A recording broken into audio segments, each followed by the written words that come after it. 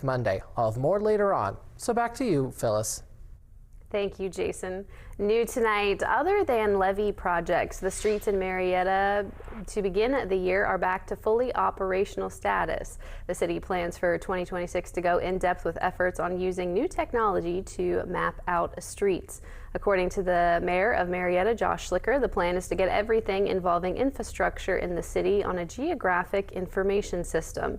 Schlicher says the hope is to map everything out for this plan by the end of the year. Schlicher adds they are hoping with this plan they can prevent natural road issues like sinkholes from happening in the future.